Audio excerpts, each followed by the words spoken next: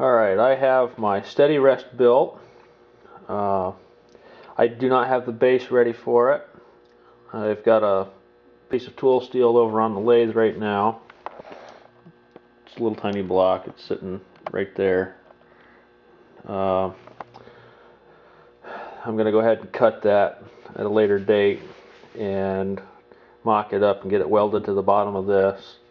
I would consider bolting only if I didn't have the ability and knowledge to weld. So I'm just going to weld it on. It's not like I'm going to take it off anytime soon. For my rod bolts, I actually purchased carriage bolts and I chopped the head off. Now in previous video and photo I had an unthreaded section of the rod that I had turned off right here, and I'd pressed the tips on, and it turned out that they were too long. It wouldn't allow me to retract these all the way back for larger projects, and I really didn't see any need to have that. I'd have to take it off and do it all over when I need something bigger in there. What I did is I took and turned some bronze down. It's not brass, it's just bronze.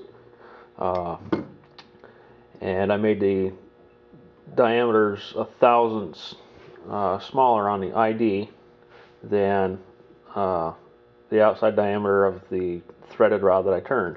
And then I pressed them on. I have a press, but I also just beat them on with a piece of aluminum and a hammer. And they won't come off. They have to be beat off. They're on there pretty good. I got some backup nuts for jam nuts that I'm using here, and the only reason this is sticking up here, the sleeve, is I made it too short in the beginning, so I had to do a quick repair and weld a cutoff that I had left over back on the sleeve, and then turn it down and make it fit inside the hole so it was longer. I just didn't feel like cutting it off again. Live and you learn. So I basically did that for all of them. They're all sleeves. They're just basically coupler nuts.